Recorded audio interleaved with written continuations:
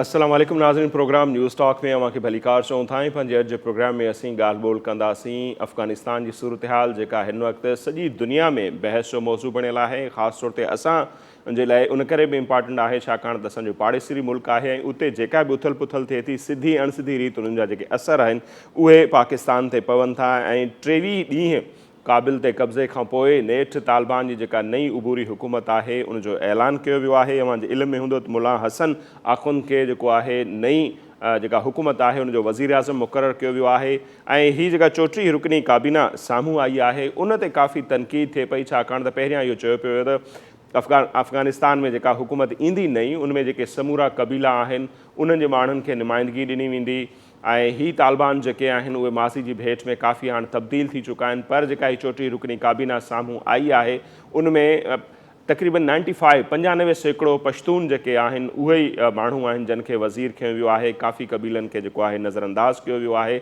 ऐं वॾी ॻाल्हि इहा त औरतुनि जे हवाले सां जेका वज़ारत हुई उनखे सिरे खां याने ख़तमु कयो वियो आहे बिल्कुलु। ऐं का बि हिन सॼी कैबिनेट में 35 रुकनी जेका 34 रुकनी काबीना आहे उनमें हिकु बि जेका औरत आहे उहा शामिलु न आहे। अक़लियतुनि जे हवाले सां जेका आहे हिन कैबिनेट में का बि नुमाइंदगी कोन्हे। उन करे तालिबान जी नई हुकूमत ते काफ़ी जेका आहे उहा तनक़ीद थिए पई इंटरनेशनल लेवल ते।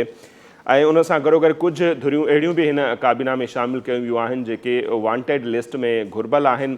आलमी बिरादरी खे अमरीका तोड़े यूरोपीय यूनियन ऐं जेके ॿिया मुल्क आहिनि उन्हनि काफ़ी ख़दशनि जो इज़हार बि कयो आहे। सो पंहिंजे प्रोग्राम जे अॼु जे पहिरें हिसे में असीं ॻाल्हि ॿोल कंदासीं त नई जेका हीअ अफ़गान हुकूमत आहे उहा उनखे चैलेंजिस केतिरा आहिनि ऐं उहा केतिरो सस्टेन करे सघंदी, मुल्क खे हलाए सघंदी। छा मुल्क हलाइणु रुगो जेको आहे उहो आलमनि जो ऐं जेके मुला आहिनि तालिबान आहिनि उन्हनि जो ई कमु आहे या जेके प्रोफेशनल माण्हू आहिनि मुख़्तलिफ़ फील्ड जा उन्हनि जो हुजण बि ज़रूरी आहे। सो हीअ जेका हुकूमत आहे उन जा चैलेंजिस केतिरा आहिनि, इंटरनेशनल बिरादरी उनखे केतिरो क़बूल कंदी छाकाणि त हींअर त पाकिस्तान जो बयानु त इहो ज़रूरु आयो आहे त हू मुश्किल वक़्त में अफ़गान अवाम खे अकेलो न छॾींदा। शामिम कुरैशी जो बयानु आहे। चीन जे तरफ़ां इमदाद बि उते वञे पई पर टर्की समेत खोड़ अहिड़ा मुल्क आहिनि जन इहो ऐलान कयो आहे त हू तकड़ में तालिबान हुकूमत खे क़बूल न कंदा। सो ईंदड़ ॾींहंनि में जेके चैलेंजिस हूंदा पाण उन ते ॻाल्हि ॿोल कंदासीं। गॾोगॾु प्रोग्राम जे ॿिए हिसे में असीं ॻाल्हि ॿोल कंदासीं त पाकिस्तान में पोइ उहा सिविलियन हुकूमत हुजे या डिक्टेटरशिप हुजे सदाईं इहा हिकिड़ी कोशिशि रही आहे त पाकिस्तान जेका मीडिया आहे उनखे मुकमल तौर ते कंट्रोल कयो वञे। ऐं उन सिलसिले में हींअर जेका पाकिस्तान में मीडिया जी सूरत हाल आहे पाकिस्तान खे दुनिया जो उन्हनि ख़तरनाक तरीन मुल्कनि में शुमार कयो पियो वञे जिते सहाफ़त करणु इंतिहाई मुश्किल आहे। ख़ासि तौर ते पाकिस्तान जी गादी वारो शहर इस्लामाबाद जेको आहे सहाफ़ियुनि जे लाइ ख़तरनाक तरीन शहर करार ॾिनो पियो वञे।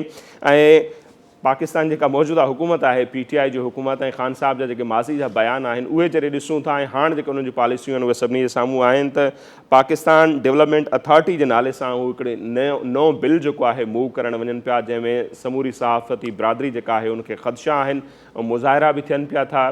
ऐं 12 सितंबर ते वॾो एहतजाज जेको आहे उहो रिथियलु आहे। सो MDA जेका ही नई अथॉरिटी ठहणु वञे पई उन जा ख़दोख़ाल छा आहिनि ऑफिशियल लेवल ते अञा त उन जा डॉक्यूमेंट्स शेयर न पिया थियनि पर मुख़्तलिफ़ सोर्सिस खां जेके डॉक्यूमेंट्स असांजे साम्हूं आया आहिनि उहे इंतिहाई भयानक आहिनि। पाण प्रोग्राम जे ॿिए हिसे में उन ते बि ॻाल्हि ॿोल कंदासीं पर पहिरियां असीं ॻाल्हि ॿोल कयूं था अफ़गानिस्तान जी सूरत हाल से त प्रोफेसर अब्दुल मजीद चांडियो साहब जेके आहिनि उहे हिन वक़्तु असां टेलीफोन लाइन ते मौजूदु आहिनि। पाण कंहिं बि तारीफ़ जा मोहताज न आहिनि। इंटरनेशनल इशूज़ ते काफ़ी उन्हनि जी ग्रिप आहे। तमामु घणी महिरबानी प्रोफेसर अब्दुल मजीद चांडियो साहब ऐं असांखे टाइम ॾिनो। कीअं पिया ॾिसो 23 ॾींहंनि खां पोइ नेठि जेका नई अफ़गान हुकूमत हुई उनजो ऐलान थी चुको आहे। 95% पश्तून ई हुन में आहिनि ऐं का बि औरत जेका आहे हिन कैबिनेट में शामिलु न आहे। औरतुनि वारी वज़ारत खे ख़तमु कयो वियो आहे। समूरी बिरादरी जेका आहे इंटरनेशनल बिरादरी आहे उनजे तरफ़ां नई हुकूमत ते काफ़ी तनक़ीद बि थिए पई। अव्हां नई जेका अफ़गान हुकूमत आहे उनखे कीअं पिया ॾिसो?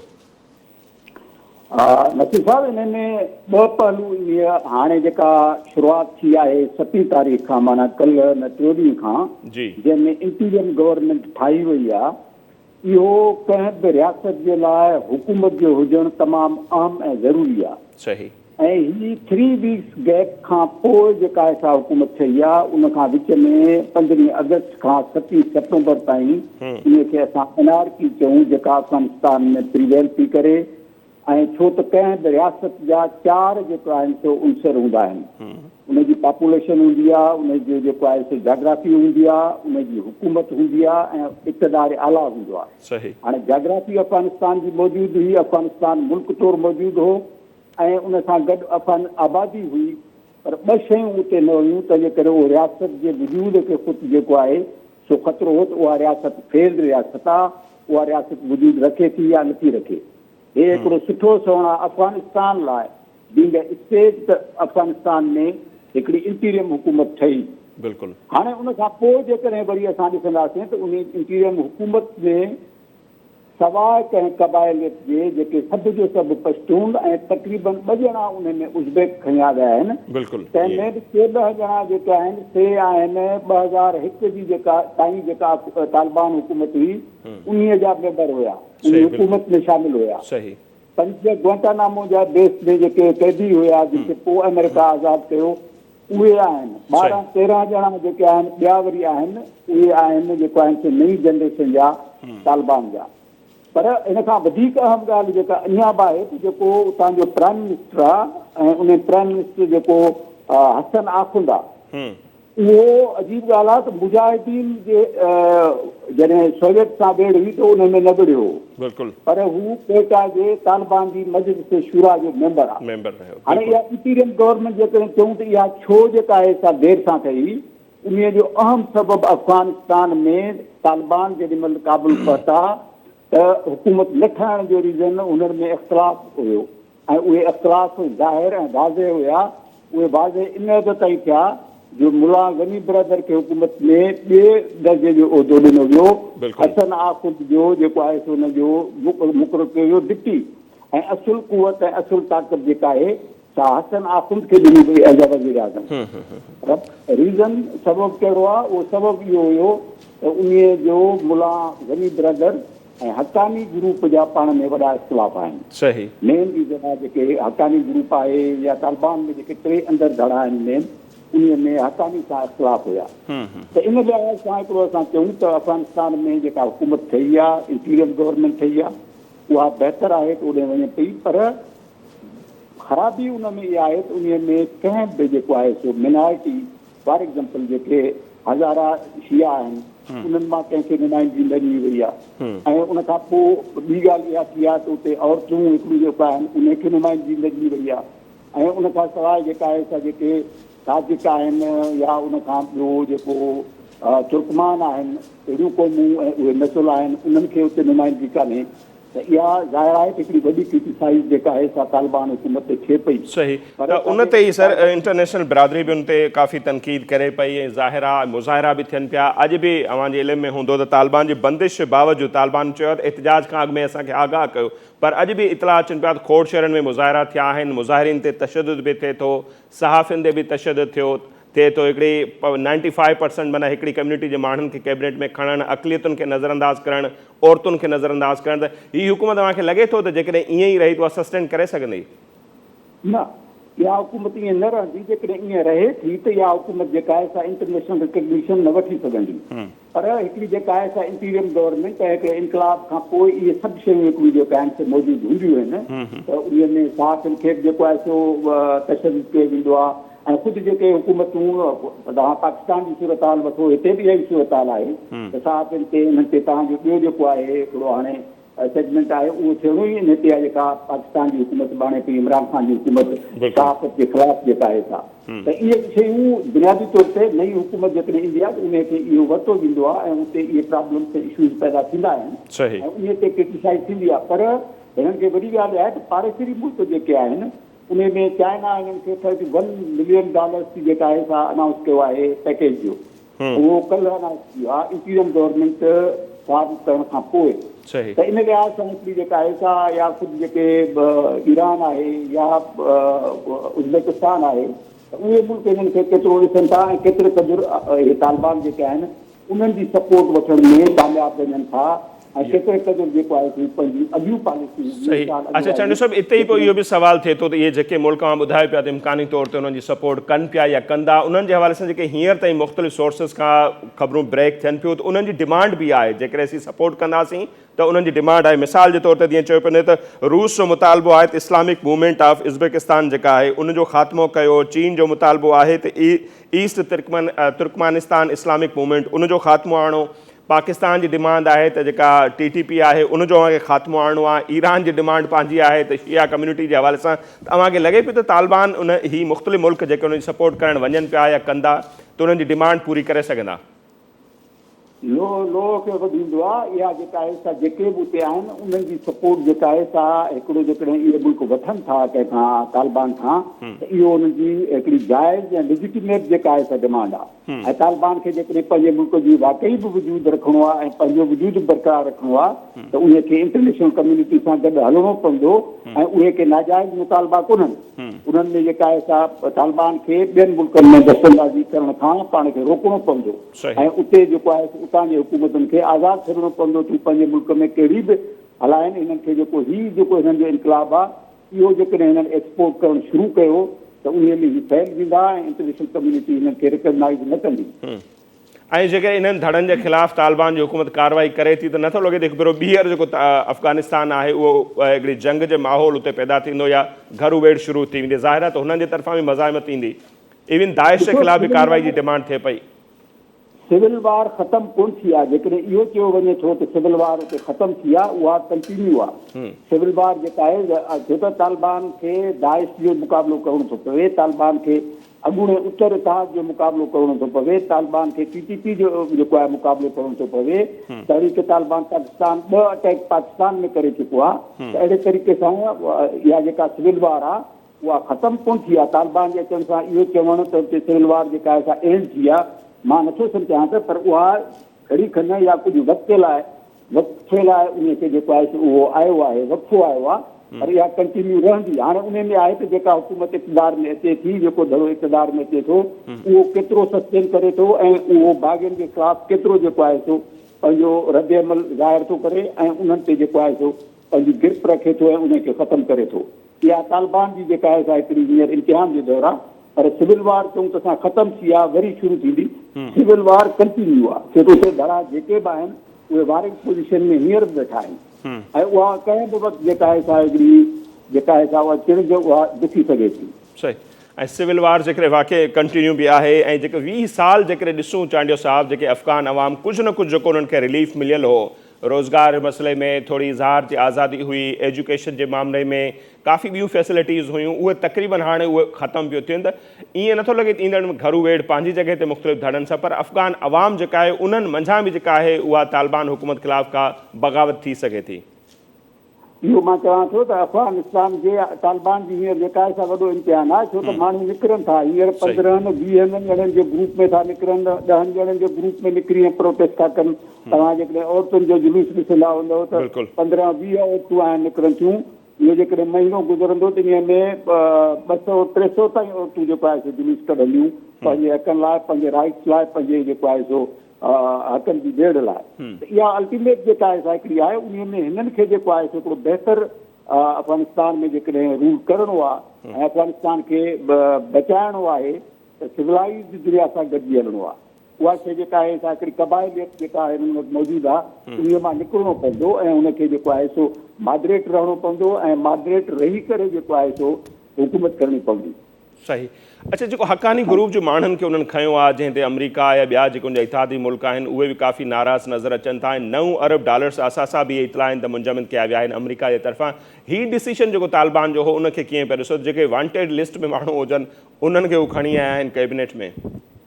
ॾिसो, अमेरिका जी कंहिं हद ताईं वरी पंहिंजी इंटरप्रिटेशन हूंदी आहे। इहा जेका आहे सा मूडी जॾहिं वज़ीर आज़म थियो त मूडी ते अमेरिका वञण ते बैन हुयो, जॾहिं हू चीफ मिनिस्टर हुयो गुजरात, हुन उते केतिरा माण्हू मारिया विया। उनखां पोइ अमेरिका उन खां बैन लाथो, उन खे उन वक़्त जे प्रेसिडेंट अमेरिका जेको आहे सो रिसीव कयो। त इन तरीक़े सां हुनजा पंहिंजा हिकिड़ा इंट्रस्ट आहिनि। इहो मसइलो हुते जेका बि हुकूमत अफ़गानिस्तान में ठहे थी, मां सम्झां थो त असांखे कंहिं बि मुल्क जे सावरेनिटी जो, इक़्तिदार आला जो इहो जेको आहे सो रेस्पेक्ट करणु खपे त हू पंहिंजे मुल्क में कहिड़ी हुकूमत ठाहिनि था, पर उहा अवाम जी हुजे ऐं अवाम जी सपोर्ट उनखे हुजे। अवाम मथां का बि इम्पोज़ थियल जेका हुकूमत आहे उन खे इंटरनेशनल रिकॉग्निशन न मिलंदी, उन खे दुनिया जो हिकिड़ो जेको आहे सो सुलझियल ज़हन ऐं सिविलाइज़ माण्हू बि रिकॉग्नाइज़ न कंदो। बाक़ी हुन जेके थिया आहिनि अमेरिका खे वांटेड आहिनि त अमेरिका पंहिंजे इंट्रस्ट में उन्हनि खे जेको आहे जेकॾहिं कुझु कयो हुयो त उहो अमेरिका सां वारिंग पोज़ीशन में हुया अमेरिका जेकॾहिं मोदी खे छॾे थो त हाणे हिननि खे बि अमेरिका खे रिकॉग्नाइज़ करणो पवंदो ऐं हिननि सां वटि मिलाइणो पवंदो सही हक़ानी ग्रुप सां बि सिराज हक़ानी सां। सही। अच्छा चांड साहिबु हाणे जेकॾहिं वरी असीं अचूं त अफ़गानिस्तान जी सूरत हाल ते जेके पाकिस्तान ते असरु पवनि था त असांजी हुकूमत के वज़ीर ॾिसो उन्हनि जा बयान साम्हूं अचनि था त अफ़गान रिफ्यूजीज़ अचनि पिया इजाज़त आहे के चवनि पिया त न आहे। मिसाल जे तौर ते वफ़ाक़ी घरू वज़ीर आहिनि शेख रशीद साहिबु उहे चवनि था त हिकिड़ो बि अफ़गान रिफ्यूजीज़ अञा ताईं पाकिस्तान में नाहे आयो। ॿिए पासे मुईद यूसुफ साहिबु जेके सलामती जे हवाले सां वज़ीर आज़म जा एडवाइज़र आहिनि उहे मञनि था 20 खां 25,000 अफ़गान रिफ्यूजीज़ डेली बेसिस ते पाकिस्तान अचनि पिया। हीउ जेको नैरेटिव आहे उनखे कीअं था ॾिसो ऐं स्पेशली ऑलरेडी 35 खां 40 लख जेके रिफ्यूजीज़ हिते पाकिस्तान में आहिनि ऐं वॾो तादाद सिंध में आहे ऐं इहे जेके माण्हू अचनि था त उन जा असां ते ख़ासि तौर ते सिंध सूबे ते केतिरा असरु पवनि था? साईं ॾिसो इहा पूरी जी पूरी जेका आहे सा अफ़गानिस्तान जी जेका बि हितां खां माइग्रेशन थींदी जेके रिफ्यूजीज़ ईंदा देर या सवेर उहे सभु जो सभु सिंध ते जेको आहे सो ईंदा ऐं हिते अची जेको आहे सो कराची में मौजूदु थींदा। हाणे जेको इंटीरियर मिनिस्टर जो बयानु आहे या मुईद यूसुफ जो बयानु आहे इहो सिर्फ़ु असांजी बदकिस्मती आहे त असांजो हुकुमरान पाकिस्तान में पाकिस्तानी अवाम सां सच न ॻाल्हाईंदो आहे। अफ़गानिस्तान जो बॉर्डर सिर्फ़ु तोरखम न आहे सिर्फ़ु चमन न आहे पर अफ़गानिस्तान जो जेको असांजो 2600 किलोमीटर हिकिड़ो डिघो बॉर्डर आहे उन बॉर्डर ते 13-14 पॉइंट्स अहिड़ियूं आहिनि जिथां खां अच वञ थींदी रहे थी ऐं उहा कंटिन्यू रहंदी आहे जीरन लाइन जे जेका आहे उनखे माण्हू क्रॉस कंदा आहिनि उते वेंदा आहिनि ऐं पते भॼा वेंदा आहिनि चमन खां ऐं तोरखम खां सवाइ ते। त इन लिहाज़ सां जेकॾहिं 2 बॉर्डर करे ऐं दुनिया खे ॾिसियो वञे ऐं पाकिस्तान जी हुकूमत सिर्फ़ु असांखे या सिंध वारनि खे इहो ॾिसणु चाहे थी त हितां खां को बि माण्हू दाख़िल नथो थिए पाकिस्तान में त ईअं कोन्हे ईअं खे केर बि उते जेको बलोच ऐं जेको पश्तून आहे उतां जे कंहिं बि पढ़ियल ॻढ़ियल माण्हू खां या उतां खां पुछियो वेंदो त उहो ॿुधाईंदो त 13-14 पॉइंट्स आहिनि जिथां खां क्रॉस बॉर्डर थिए थो ऐं डेली थींदो रहे थो। त इन लिहाज़ सां कतई बि नथो थी सघे। तव्हां ॾिसो जेको काबुल एयरपोर्ट ते जेका सूरत हाल हुई उहा सिर्फ़ु उते जेका आहे सा उहा ॾिसी वई दुनिया जी मीडिया ते पर जेके माण्हू अंदरां भॻा हूंदा जिन क्रॉस कयो हूंदो हेॾे पाकिस्तान ॾे उहो हींअर बि तइदाद मां सुञां थो त लखनि में हूंदो 1 लाख 2 लाख 2.5 लाख ताईं हूंदो इहे 20-25 हज़ार न हूंदा। बाक़ी हिननि खे अचणो जेको आहे ॿियो रस्तो कोन्हे छो त पाकिस्तान जो हिकिड़ी बदकिस्मती असां सां सिंध सां ख़ासि तौर ते इहा आहे त सिंध जो वॾे में वॾो शहर कराची ऐं कराची में 2 पोर्ट्स आहिनि तंहिंजे करे कराची हिकिड़ो जेको आहे सो बैन अवी मुहाजिरनि जो हिकिड़ो ॻढ़ थींदो थो वञे ऐं उन जा जेके रिपरकशन्स असां ते अचनि था असांजी डेमोक्रेसी सिंध जी जेका आहे सा तब्दील थी थिए उन सां गॾु सिंध जी जेका आहे सा इकोनॉमी ते असरु पवनि था उन खां सवाइ सिंध ते अनएम्प्लॉयमेंट जेको नौजवान आहे उहो अनएम्प्लॉयमेंट जो शिकार आहे त इन लिहाज़ सां वॾे में वॾो जेको आहे पाकिस्तान जे कंहिं सूबे ते असरु न पवंदो पहिरियों सिंध ते पवंदो ऐं ॿियो बलूचिस्तान ते पवंदो। ऐं छा इहो चांडियो साहिबु जेकॾहिं मां सम्झो छा इहो इतफ़ाक़ आहे जॾहिं 1947 ॾिसूं था तभी सभिनी जो रुख हिते आहे रशियन वार दौरान जॾहिं जंग थिए थी अफ़गानिस्तान में त तभी सभिनी जो रुख सिंध आहे ऐं हाणे जॾहिं हीअ सूरत हाल थी आहे तॾहिं इहा हिकिड़ी इहा प्री प्लानिंग आहे त इन्हनि माण्हुनि खे सिंध में आंदो वञे सिंध जी डेमोग्राफी जेका आहे उहा तब्दील कई वञे जेके मक़ामी माण्हू आहिनि उन्हनि खे अक़लियत में तब्दील कयो वञे इहा बि हिकिड़ी थ्योरी हले पई उनखे अव्हां कीअं था ॾिसो ऐं हिन समूरी सूरत हाल में सिंध गवर्नमेंट जी या सिंधी सिविल सोसाइटी जो छा रोल हुजणु खपे? ॾिसो हाणे इन में सिंध जे इशूज़ ते 4 स्टेक होल्डर्स आहिनि मुंहिंजे ख़्याल में पाकिस्तान हुकूमत सिंध हुकूमत सिंध जा कॉर्पोरेट ग्रुप ऐं सिंध जो अवाम इहे 4 स्टेक होल्डर्स मां 2 जेके आहिनि हुकूमतूं ॿई सिंध हुकूमत ऐं पाकिस्तान हुकूमत उन्हनि जो जेको आहे सो को इंट्रस्ट इन में अॼु ताईं को बि असां नथा ॾिसूं त हू असांजे आम माण्हू जे या सिंध जी जेका आहे डेमोग्राफिक जेका फैक्टर आहे या जेको आहे सो सिंध जा इकनॉमिक इशूज़ आहिनि उन खे कीअं मुंहुं ॾियनि था इन में हुननि जो को इंट्रस्ट कोन्हे।